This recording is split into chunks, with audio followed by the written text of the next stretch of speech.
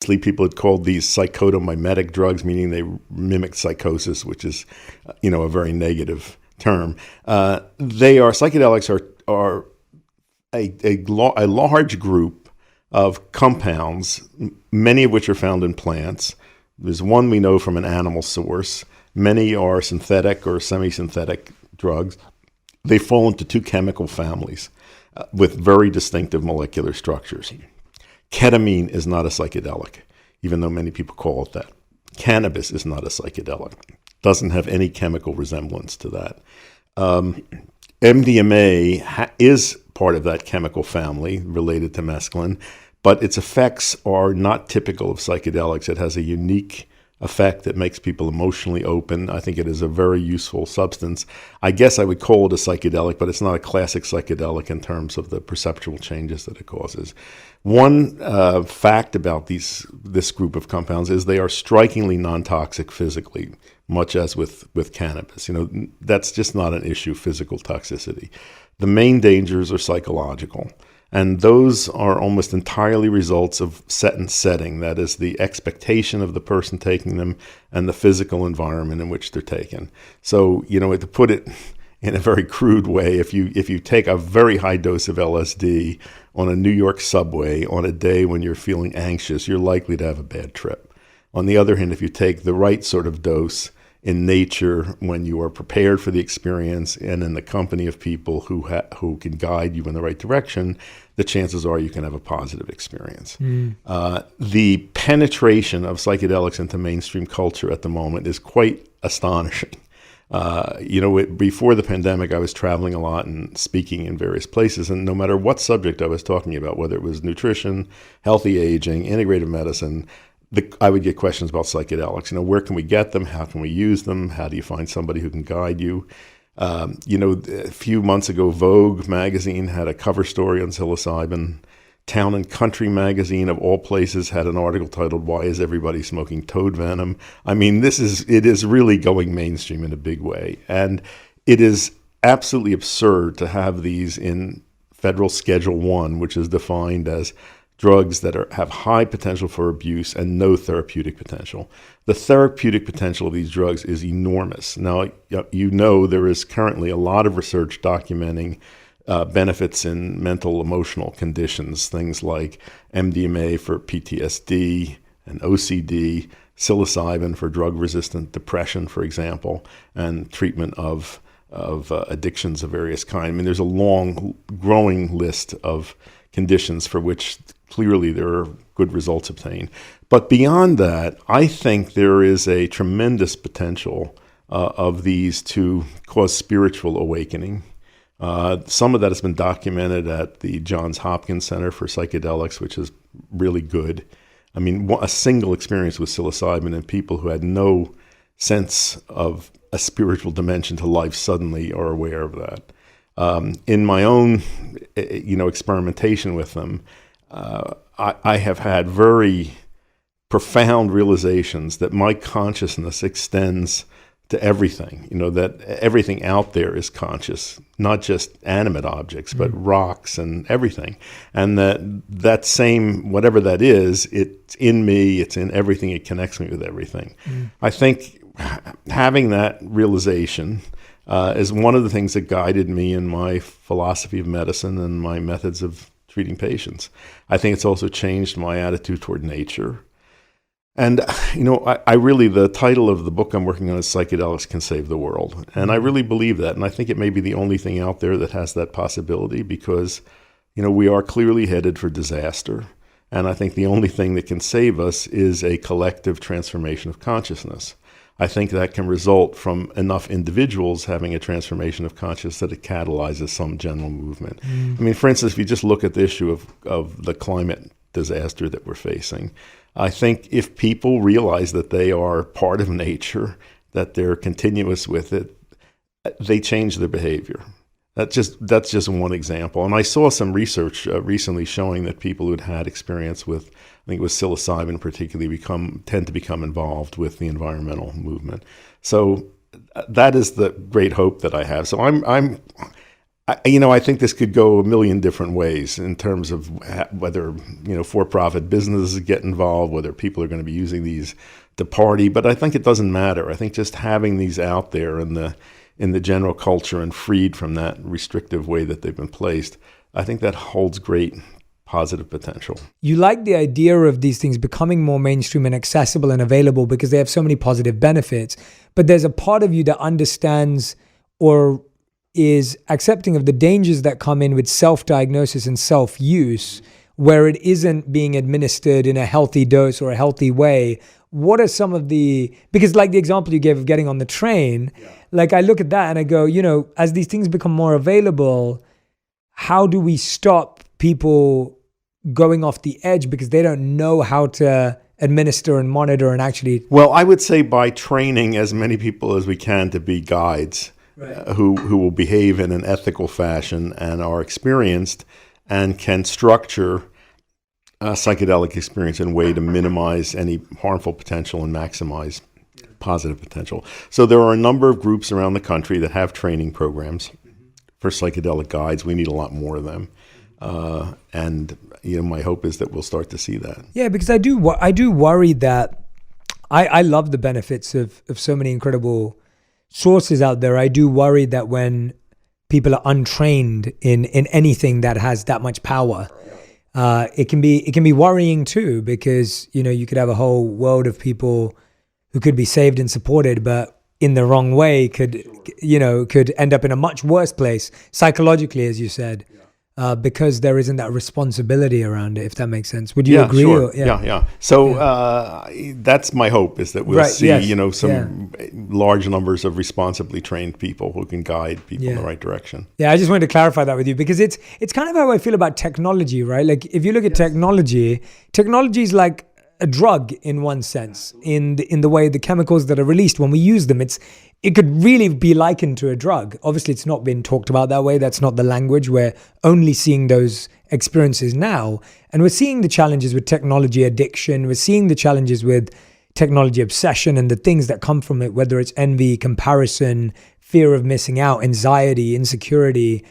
And you think, oh, wait a minute. Well, if we had technology coaches and if people were trained in how to use technology effectively before we were given a phone, chances are we'd be better at handling it, and we wouldn't be doing this backwards job that we're in right now, which is like, oh gosh, like my kids are all Yeah, I think we have no idea what this is doing to the kids' brains. I think it obviously is changing them, but I don't think we know the full ramifications of that. Yeah. So it's definitely a concern. And you're saying there's enough insight on the effects of psychedelics on the brain for us to kind of be able to see the right amount of doses. Yes, exactly. Yeah. Right.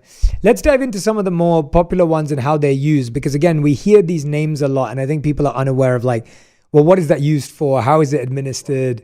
Who does it help? So you were mentioning there MDMA. Could you tell us what is MDMA? How is it used currently? Yeah, so MDMA is a synthetic psychedelic.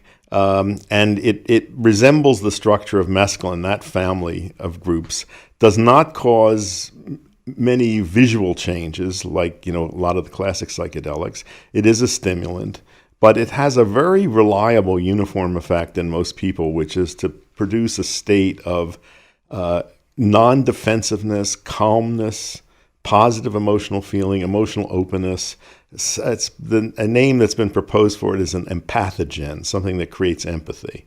I've used it a lot, and actually it was invented by my friend Sasha Shulgin, and he sent me some, and I think somewhere around 1975, and said, "What do you think of this?" And I said, "Send more," And I've seen many people use it with very, very good results. I think it can be incredibly healing for relationships.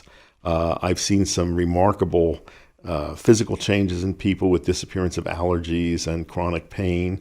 And there's quite a lot of research on its usefulness in dealing with PTSD. Sometimes one structured MDMA session can eliminate that after people have tried all sorts of psychotherapy, talk therapy that hasn't produced results.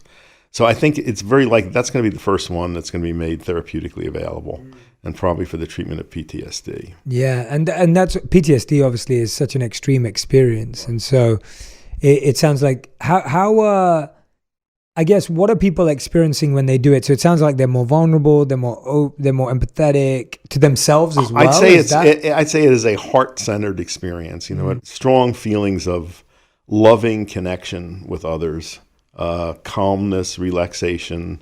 And a strikingly uniform effect from person to person, whereas the others, a lot of the others, the classic psychedelics, there's tremendous variation in response depending on set and setting. MDMA is pretty uniform. Yeah, and again, you don't see this as something. It sounds like this is not something you do for the rest of your life. This is a medicinal almost of like there's a certain thing to treat and work through. You're working with a practitioner. Yes, you may not have to use it that many times. Right. But I think that's one that we really should have access to and use. I lived as a monk for 3 years in India. I was in a monastery where we spent hours every day deep in meditation and reflection, in the study of spiritual texts and literatures, and had very strict diets. But we were trained in the development of a lot of these, almost like the purification and the detoxing to get to compassionate and empathetic states. And so when you were describing some of your experiences, I was like, I had that experience through meditation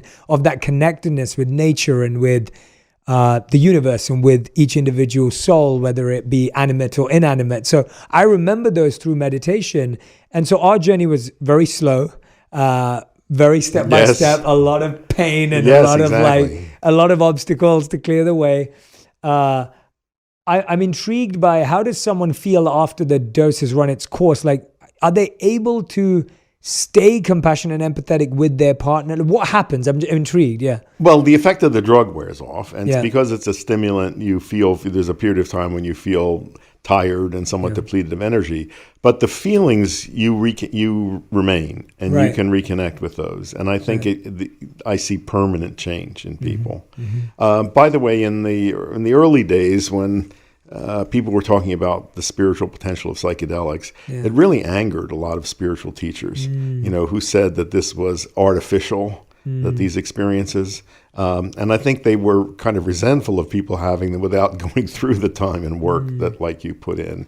So I think there are many valid paths to achieve those kinds of feelings, but psychedelics are fast, and they offer the possibility of giving many more people access to them. Yeah, I've seen in my personal experience with the right people around me and with people I know that have experienced them, I found them to be great window openers for people, or door openers. It's kind of what you described, like this idea that you got to have a glimpse into a new reality that you didn't know existed. But I think I'm always intrigued by how people have that versus it becomes addictive, where you're just constantly wanting to live in that new reality. But I think psychedelics have a kind of self-protective quality to them, which is if you try to take them frequently, the experience disappears. Right. So I think people quickly, there's not a lot of motivation to use them with any sort of great frequency. Yeah, got it. And in terms of carryover effects, I've told this story a lot, and you may have heard it, but just as an example, and this is on a physical level, I had a lifelong allergy to cats. If a cat got near me, my eyes would itch. If a cat licked me, I'd get hives where it licked me. So I always avoided them. And one day when I was 28, I was living in the country in Virginia. It was a beautiful spring day. I took LSD with a group of friends outdoors. It was just, I felt wonderful. I mean, I really felt just high, connected with nature, terrific. And in the midst of this, a cat jumped into my lap. And I had an immediate defensive reaction. And then I thought, this is silly. And I just relaxed and played with the cat. I had no allergic reaction, and I've never had one since. No instantaneous disappearance of a lifelong allergic pattern. Is that a common path with LSD or no? No, I think it's not peculiar to LSD. I think it can happen with any psychedelic. Right. It doesn't happen automatically necessarily. Yeah. But I could imagine, Dr. Weil's allergy clinic, if these become available. Where you give people, start with a full dose and expose them to the allergen, and then like once a week you'd reduce the dose till at some point they were getting just a placebo. Yeah. I think allergies can be unlearned, and that's a powerful tool for doing it. Yeah. What are the other ones that you think are going to become more accessible? Well, psilocybin is the one that's being most researched. So this is the main compound found in the magic mushrooms, which traditionally were used by indigenous peoples in southern Mexico and Central America.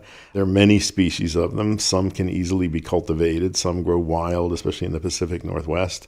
It's a very well-known compound now, and it is being intensively studied and used, and especially for mental health conditions, for drug-resistant depression, for obsessive-compulsive disorder, for addictive disorders. It looks quite safe. It is... What's quite safe? Well, again, no physical issues with it at all. No cognitive? No, nothing. And in fact, there have been studies of people who've used these compounds quite frequently over a long lifetime, and there's been studies of their brains, and they look perfectly healthy. So I don't think there's any issues there. So this is one that I think also is going to be made therapeutically available fairly specifically soon. For mental health conditions first. Right. But I think, one that has a lot of potential uses in medicine as well. So that, a main difference between psilocybin and LSD is duration of action. LSD lasts 10 to 12 hours, which can be inconvenient. And psilocybin is 4 to 6 hours, so it's much more manageable. And some people are using it recreationally too. And yes, how do they you? are. Yeah. Well, again, I'm not going to be critical of people who do that. No. I'm not either. I'm just trying to. Yeah. Frankly, I'm I think I'd rather have people use that than alcohol recreationally. Because it's much safer on a physical level, and I'd probably safer on a psychological level as well. When you look at the numbers of homicides, accidental deaths that are related to alcohol, it's tremendous. And you don't see anything like that with psilocybin. Can you drive after? You can. I wouldn't recommend it probably, but if somebody's familiar with it, you certainly can. Right. I mean, it doesn't impair coordination on a physical level like alcohol does. Yeah. No. And I don't have any side or any, what's the right word? Any dog in the fight. I hear you. I'm asking I'm just being so curious as to I know my community would ask these questions, and I'm thinking, all right, I want them to have such a real, genuine understanding of what this is, because let me talk about another compound that is of great interest is DMT. Yes, of course. Dimethyltryptamine. Yeah. So this is it's a very simple chemical compound. And it's related to serotonin, the neurotransmitter, and melatonin, the pineal hormone. It's found in many plants, especially in South America, and is used by indigenous people mostly as snuffs. They prepare powdered preparations from plants and inhale it. And often this occurs with another compound called 5-methoxy-DMT, which is the one that's found in the toad that has become toad venom. At any rate, DMT is, if you smoke it, it's a very rapid effect. Within seconds you are off in another reality, and it's extremely visual. Incredible visual trips, and then after several minutes you come back to ordinary reality. The 5-methoxy version is not visual. People describe it as a rocket ship into the void. Your ego dissolves, and when it reconstitutes, it's very pleasant. It is very likely that DMT is our endogenous psychedelic that is made by the pineal gland, and it may explain why some people have psychedelic-like experiences, whether it's from meditation or fasting or other things. It may be from release of endogenous DMT. And some people think this may also mediate the near-death experience, that so many people report. So I do believe we have an endogenous psychedelic, and it's very likely to be, DMT. Wow. Yeah, and we were talking about this earlier, and I love hearing about your travels. Have you been to the Amazon? Yes. Schulte sent me down there long ago. I made a number of trips. I was investigating medicinal plants, ayahuasca, mushrooms, and spent time with shamans to learn what tricks I could learn from them. So yes, so that was in the 1970s, 1980s. I made a number of trips down there. Wow. And why do the Amazonians have no problems with taking drugs like DMT? Well, this is an interesting thing. There are so many psychedelic plants and preparations in South America and in Mexico and Central America, and there are so few in the old world. There's one plant in Africa called iboga, the source of a drug called ibogaine, which has been who was using that recently, for addictive behavior. This is what's right. There's a possibility of one from India. There's been great speculation as to what this preparation soma was that's referred to in the Vedas. So there was some psychedelic preparation there. And the Eleusinian mysteries in ancient Greece involved drinking a potion that almost certainly was made from ergot. And it was a way of detoxifying that fungus and producing an LSD-like drink. But otherwise, you've got this huge abundance of psychedelic preparations in the New World. It doesn't make botanical sense that there'd be that disparity. So it must be something about the people. In the Old World, in African Asia, people, I think, are as drawn to altered states of consciousness, but they get into them, especially in Africa, through drumming, prolonged wakefulness, dancing, rather than taking substances. Yeah. So is that the difference that you see in how we take them and how they take them? And culturally, right. But if you look at the indigenous peoples in South America and the Amazon especially, they are always used ritually. They're often, under the direction of shamans who are trained in their use. Yeah, absolutely.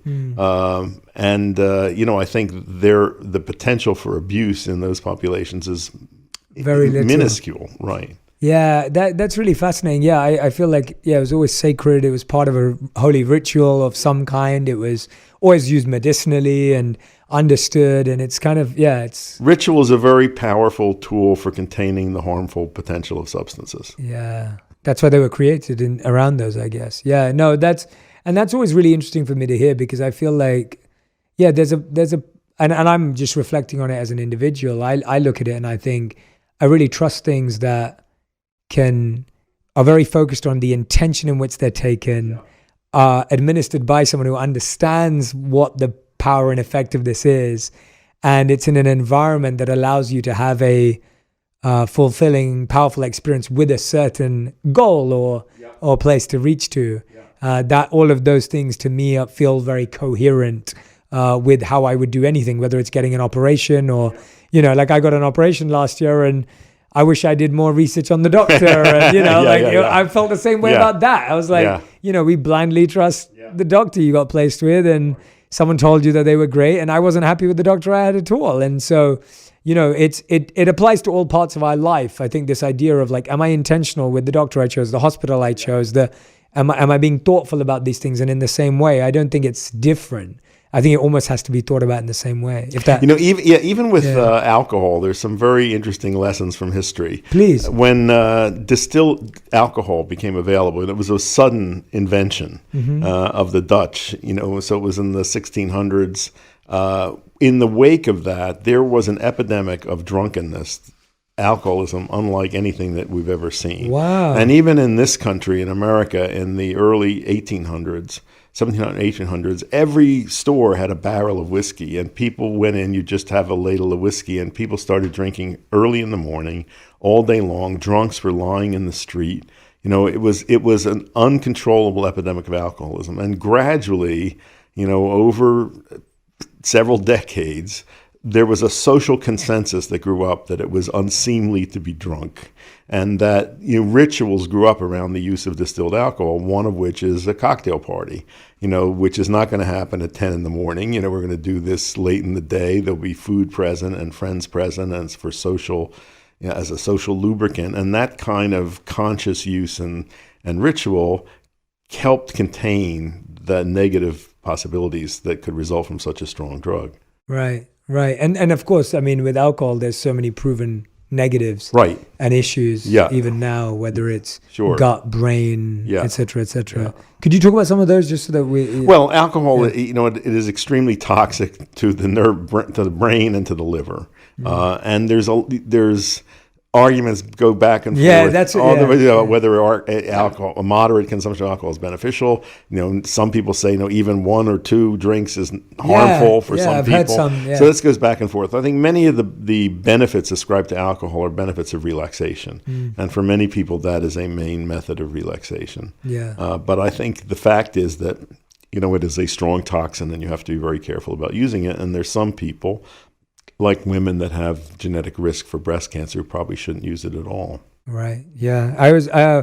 This fascinated me when I was looking at your work. Your book, Chocolate to Morphine, was pivotal and often the most stolen books in colleges in the last 40 years. Yeah. Could you tell us a bit about the book about the It's a very good book. It's still in print. And the main point of it, which enraged some people, was that there are no good and bad drugs. There are just good and bad relationships with drugs. And I very firmly believe that. I mean, there are no drugs that have inherent good or horrible qualities. It's how people use them and how they think of them. Yeah. Some obviously are more difficult to form good relationships with than others. And some of them naturally, like chocolate, as a victim of chocolate, have addictive traits.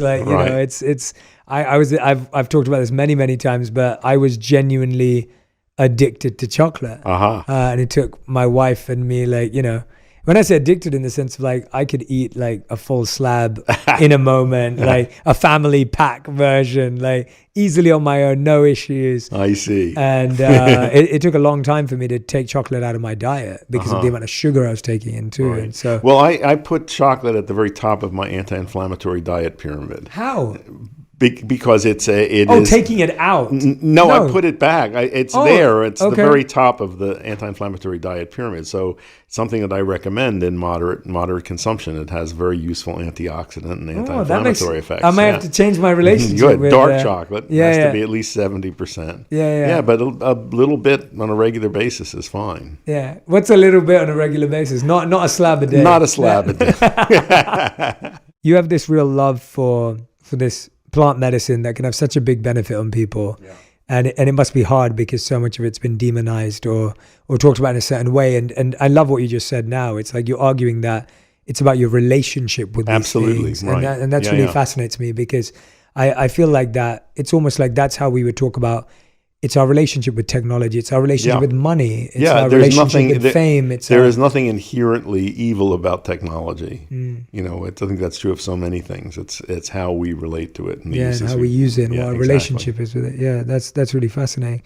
I also wanted to dive into the idea where you mentioned earlier around the spiritual awakening piece, because I definitely am not.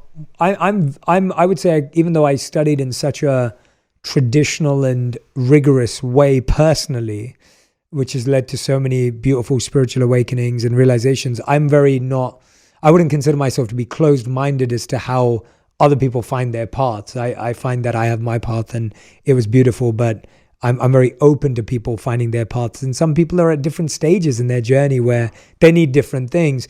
Could you walk me through what specifically been used in a spiritual way and what have been some of the results? Well, first of all, let me say for me, spirituality means being aware of and acknowledging the non-material aspect of existence. Yes. Working in the medical field, I am so aware of and frustrated by the power of the materialistic paradigm. That many scientists and many physicians don't believe in anything that's not physical.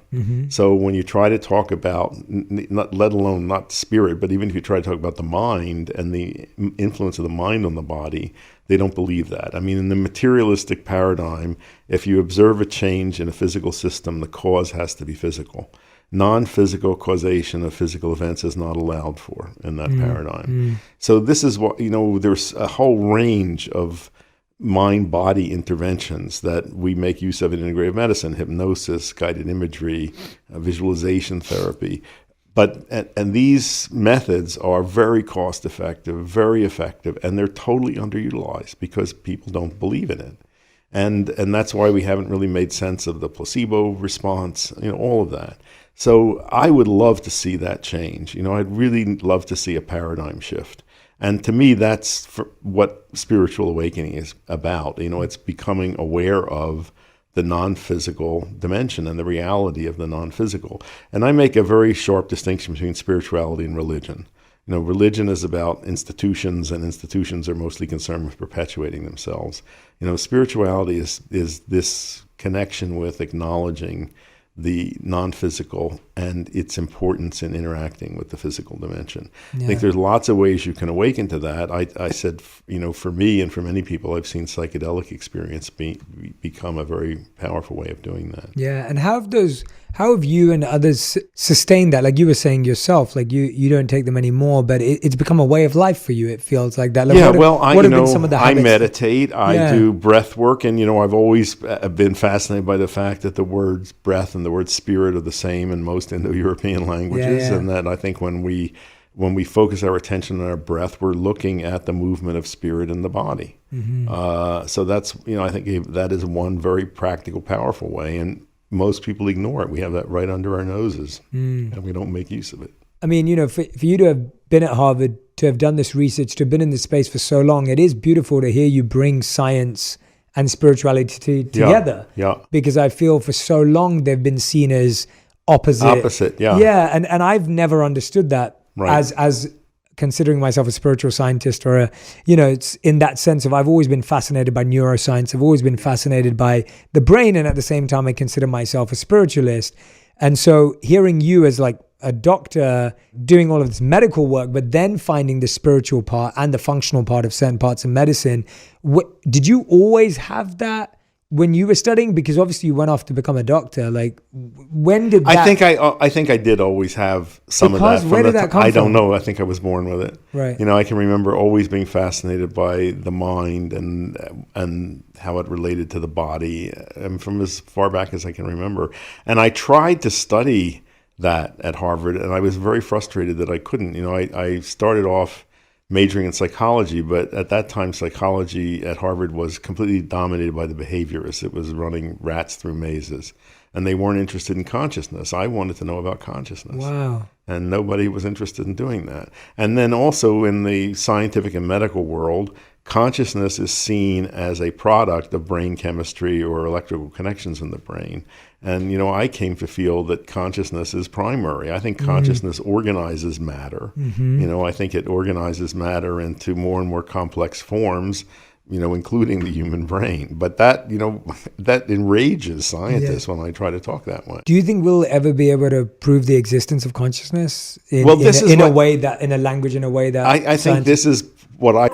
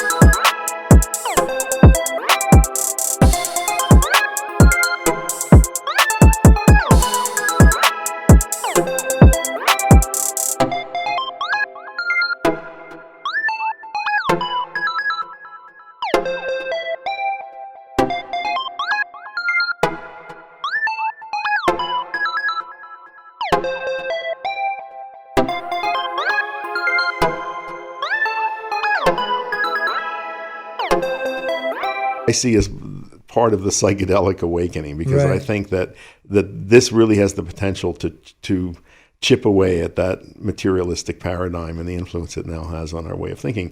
There is, a name for this idea that consciousness is primary. It's called panpsychism. And that used to be, no scientist would, look at that. And now that's become a respectable movement in philosophy. the idea that everything is consciousness down to atoms, and I look forward to seeing that grow and have greater and greater influence. Yeah, absolutely. Yeah, I've always considered consciousness to be like the first self. Yeah, absolutely. And obviously from a spiritual perspective, but even the excellent explanation behind so many near-death experiences or out-of-body experiences or of the sort. And when I have read scientific studies or even research or accounts of those experiences, there's a truth that's not been uncovered yet. Absolutely. And as I said, this may be mediated by release of our own endogenous psychedelic, which could very well be DMT. Right. Amazing. What a fascinating.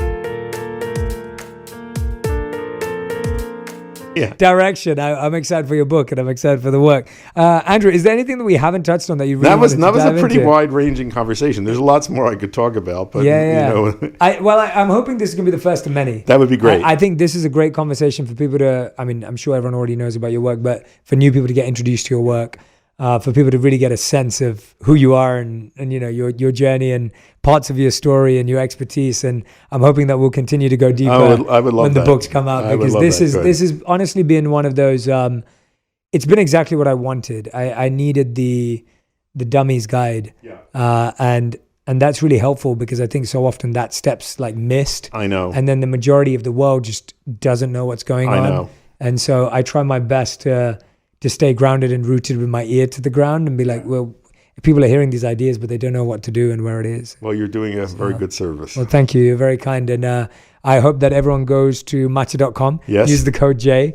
The books that we were referring to in this episode are The Natural Mind, which is right here. And then this other book I have from Dr. Andrew Weil is Spontaneous Happiness. But there is a new book on the way as well. So these are two great starters. And look out for Andrew's new book, which I'm sure he'll be back on the show to talk about. I would love to. When it comes together. So, Andrew, thank you so much for your time and energy. Thank you for being here. It's actually just wonderful being in your presence too. And I love how much life you've lived, and it sounds like you have so many more incredible experiences and stories to share that I look forward to learning. Okay. But thank you so much for being here. Thank you for sharing your journey, your work.